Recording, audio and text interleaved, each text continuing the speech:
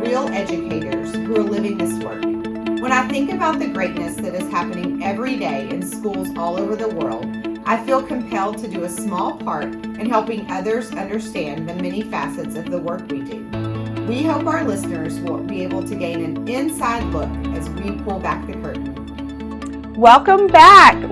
Today we're thrilled to speak with Hannah Zimmermann, our music teacher and also the specials team leader. So welcome, Hannah. Thank you. I'm excited to be here. Awesome. We have been waiting all semester to get you in the hot seat. So it'll be a fun episode for sure. So Hannah, on the podcast, we like to take some time to get to know our interviewees. So share a little bit about yourself, your background. How did you get into music? How did you get into music education? All the things. Yeah. Well, I have 4 older brothers, so I'm the youngest of 5. So basically, as a child, I did anything I could to be the center of attention. Okay. So, that was a very easy transition into acting and singing and all of the things, but I wasn't good at it. So I definitely was not the child who, like, you heard sing and you thought, wow, she's going to get the solo. You were kind of like, she could be in the chorus, but we don't really want her to keep singing. Okay. So I wasn't talented growing up when it came to music, which is kind of a fun fact. But I just loved it. So I kept pursuing it. I did musical theater. I took community college classes in high school and did like music theory, voice lessons, jazz lessons, all of the fun things. And when I was trying to decide what to do for my undergrad, my mind went everywhere else. Like maybe I get a counseling degree, maybe I do biblical studies, missions, something like that. And my professor in college, he was my voice teacher, Dr. Germany. He's like the teacher that you write the paper about. That you say, this teacher changed my life. Yeah. He asked me why I wasn't going into music for undergrad. And I just kind of looked at him with like this crazy look, like you and I both know I don't have what it takes. And he told me, he said, Hannah, there are 2 kinds of musicians in the world. Those who are naturally gifted and those who have to work harder to be better than them. And like you fall into the second category, but you can 100% choose to do that. And it just opened my mind to this possibility, like I actually could do music. Yeah. And so I went to my undergrad originally for vocal performance, and I hated it. It took all of the joy out of singing for me. And I just was like, this isn't fun anymore. I just feel like I'm having to work really hard, and like, I just didn't enjoy it. And so long story short, I had some health problems and I kind of was forced to switch career paths. And so I decided to just try music education and see if it was a good fit for me. And like the first class I went to, I just melted into the chair and was like, this is it. This is the home for me. So that's how I got into music ed. I love that. Well, there's my brain is just going crazy because I also was like, I'm going to go pre-law, and all these people were telling me like, no, you're meant to be in education. And so I took, the class was Ed 25, and I still remember walking out of the first class. Dr. Jane White was a professor, and calling my mom and being like, okay, I accept it. Like, this is where I'm supposed to be. And I never looked back. So that's awesome. And I also love that you share that. And I know you share that with your kids because, let's say we always hear about Michael Jordan. He didn't make the team. Like we always hear about like athletes or like, Steve Jobs, and he got fired from this, or he didn't graduate from here. And you hear about that, but I don't think we ever really hear about musicians. Like, I think there's just this thought that like, if you are a musician, it's because you were like gifted with that. Yeah, absolutely. It's a hard industry to break into. And so I think it is less common for you to hear about musicians who just kept pushing. Yeah. That is awesome. That gives me the chills. So cool. Okay. So considering that you teach students in kindergarten all the way up to 5th grade, when planning for instruction, how do you design your music lessons? Yeah. Well, the first thing I do is I really look at the lesson and say, how do I infuse joy in this? Like, how do students walk out of the room and leave music with a smile on their face? Because I truly believe my purpose as a music teacher, like it would be great if students left with the ability to sing, compose, improvise, play all of the things. But at the end of the day, I get to see them once a week for 45 minutes, and they need to come to me having a good time and having fun and making joyful music. So when I design my lessons, I have different concepts I want to teach each grade level, and they all build upon one another, which is the fun part about being a specials teacher. You get to see their growth from kinder through 5th grade, and it's really cool. But when I'm planning those lessons, I think, what instruments are we playing? What games are we playing? How are we using their critical thinking skills? Encouraging them to improvise and create. Because really, music is like the safe space for kids to be able to do something they wouldn't do. You know, like at the front of my door when I greet my students, I'll often sing them a question like, what's your favorite ice cream flavor? And they'll just sing it back. No kid would ever do that in their classroom. Right. Like, vanilla. Yeah. And so just things like that are like little moments where they're like, well, everyone's doing this, so I don't care that I'm doing it. And it's tapping into their creativity. But really, when I plan a lesson, it's just all about, okay, these are the concepts we're teaching. How do we infuse it with joy? And I have like a strategic sequential plan. So that way in first grade, they know this. In second grade, they know that. All of those different things.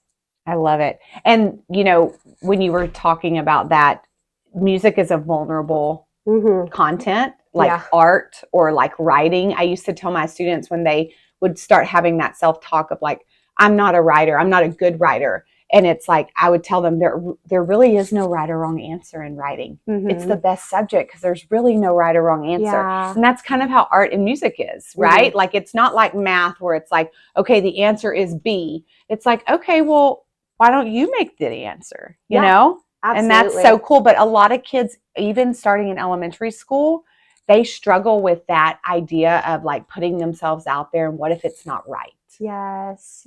So to create that space in music where there isn't that right or wrong, and like some of my students, when I sing a simple call and response, they'll echo that call and response because they're nervous to make up their own like ice cream flavor on the spot. And I tell them that's okay, whatever you feel comfortable and safe with. And so it really gives them the power to choose what they do. I love it. I remember at the beginning of the year, Mrs. Wells and I were in your classroom doing a walkthrough, and we both were sitting on the floor with our computers in our lap. And I looked at her and I was like, I can't even type because I'm so enthralled and engaged with Mrs. Zimmermann. And I like found myself smiling. Like I had a huge smile on my face just watching you and watching the joy in the kids. And I just was like, wow, you know, I say it a lot on the podcast, but when you're watching someone do the work that they were called to do, it's just this magical thing. Yeah. So that's what we see when we watch you, for sure. Okay. So every time we sing our school song, the staff and students beam with pride. And you are actually the writer of the Minett School song. So tell us about that experience. Yeah. This was not a magical process. Okay. By any means.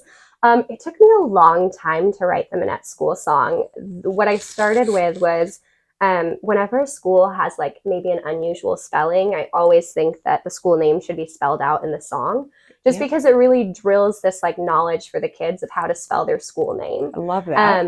And so Minett with like the double letters and things like that, I knew I wanted that in there. And then I took things like our mission statement, our core values, our beliefs, and I knew I wanted those important words in there too. But after that, it was truly as simple. For 2 months, I would just sit in my car and I would sing Minett and be like, no, I don't like that. Okay, let's try something different. And I just played with like all of these different melodies until one day the inspiration just struck. Yeah. But it truly did. It took me 2 months of just singing in my car saying, no, that's not it. Because you also have to think of it as an elementary school song. Like kindergartners have to be able to sing it. Yeah. And so you're really creating it for a large range of abilities. But it was not a magical process. It was just a lot of creativity in the car, turning off the radio and playing around. Yeah. Well, and talk about being vulnerable. Yeah. You know, sometimes people, I hear that I can be intimidating. And once you get to know me, like absolutely not at all. But I always think, poor Hannah, her first task, it's like, welcome, you now work at Minett as the music teacher. Now create the school song that will be the school song from here to eternity. Hope everyone likes it. No pressure. So, what a great way to just jump right in. Okay. So beyond being the best music teacher Minett could ever have, you do lots of extra things around here too. So tell us about all the other things that you do. Yeah, well, on top of just teaching normal specials, I help run Pulse every week, which is so fun because the kids get to meet, and it's just like a joy to see them meet with their house family and like create that bond and that unity. But so I help run Pulse. I did have choir in the fall, and now I'm doing Susical this spring. Basically, just an opportunity for those older kids to really start training their ears and learning like the value. Because, man, cool fact, when people start to sing together, their heartbeats actually sync up because they're matching the tempo. And so there's like a true unification in music that does like not happen outside of it. Because you can't draw together or play sports together and sync up your heartbeat. Like that just doesn't happen scientifically. And so for them to have that opportunity to come together and hear different parts, or in Susical, like we're doing some intense choreography, things like that.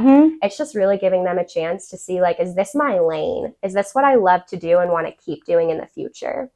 So I love doing those extracurriculars. And then on top of that, I do grade level programs, which I love. And I will say that I am not a cookie cutter music teacher. Like I do not do the box set of a musical and spend 6 weeks learning different songs and dances, because I just don't like doing that as a teacher. And that's also when you see behavior ramp up, because the kids who already struggle to enjoy music, now they know they're coming for the next 6 weeks and they're learning songs, sitting in their spot, doing dances.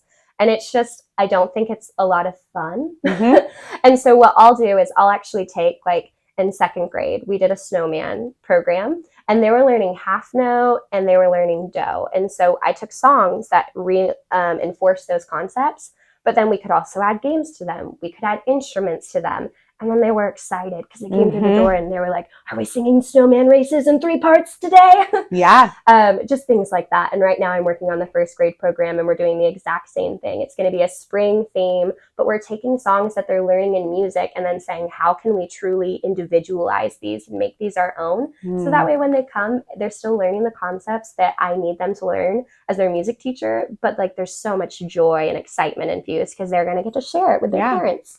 So. Well, and I know that like with the 2nd grade program, you know your kids so well that you know the kids who need certain parts, and you get to play up to that so that those specific students can see maybe music isn't my favorite, maybe PE is my favorite specials, and maybe I'm more athletically gifted, but in this musical, I got something to do, a part that had to do with my athletic ability. Yes. And so they start to see that you can be both. Yeah. So cool. When I think about Susical and you think about all the stage direction and all of the things, social studies standards, literacy standards that are all into that. I mean, obviously you have the notes and you have the math standards. So such a great experience for kids to see how the content they're learning in the classroom also connects to what they're learning in the music. Yes. Oh, I love that. When we started talking about Susical, it was so fun. We talked about the history of musical theater, which goes back to ancient Greece. And then we started talking about the stock market crash and how that like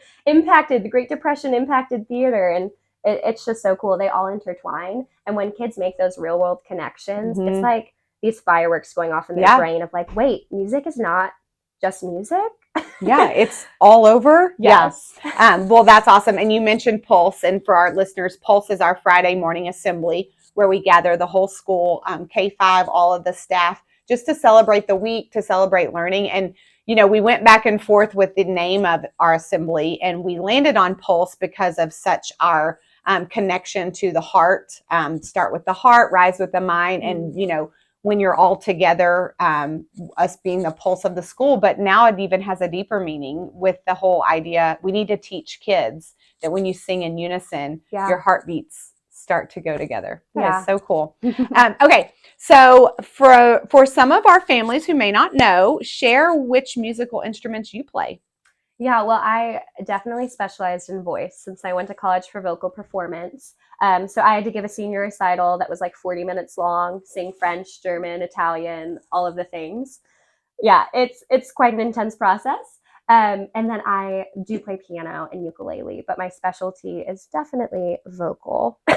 Okay, awesome. Yeah. Well, this is more of a fun question. What genres of music do you like, and are there any that you dislike? Yes. So hands down, my favorites are jazz and Disney. Jazz connects to the emotions, and it's like so simple and raw. And yet the beauty of jazz is while it sounds simple and raw, if you look at the music theory behind it, it's so complex. And the whole point of jazz is they say the first time you do it, it's a mistake. The second time you do it, it's on purpose. And it gives like such freedom for improvisation, and it's just beautiful. And then Disney, you can belt that anywhere. Mm-hmm. Yeah. And anyone will join in. And Yeah. so you gotta love Disney. As far as least favorite genres go, I am not a fan. I just feel like as an elementary music teacher, you're constantly stimulated by noise all day. Mm-hmm. So anything like heavy metal that just places emphasis on like loud noise in your face. I see the musical merit and value to it, but I do not listen to it. I'm with you there. Yeah. Same. Okay, well, we are coming to our end of our time together, but on the Minett podcast, we like to end each episode with a little fun. So today we are going to play Would You Rather. Ooh, okay. Okay, are you ready? I know how you like games. I do like games. Okay. Very competitive. So would you rather be forced to sing along or dance to every single song you hear? Sing along. Mm-hmm. Absolutely. Yeah. Says the vocalist. And not a dancer. Yeah, says the vocalist. Okay, would you rather be 11 feet tall or 9 inches tall? I just see you getting squished as a 9-inch human, though. So I'm going to say 11 feet and just be in pain the rest of my life. My brain went to getting on an airplane, being 11 feet tall. Holy moly. Yeah. Okay, would you rather communicate only in emoji or never be able to text at all ever again? Oh, easy. No texting. Oh, okay. Yeah. Would you rather be royalty 1,000 years ago or an average person today? Average person today. I'm where I am for a reason. I love it. Okay. Would you rather cuddle a koala or pal around with a panda? It's so cute. I think the panda. I think I could see you doing both. Yeah.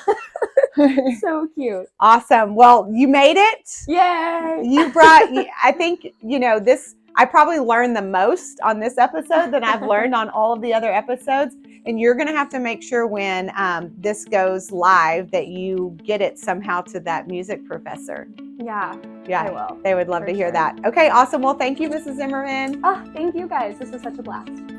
If you are hearing this message, you've listened to the entire episode, and for that, we want to thank you from the bottom of our hearts.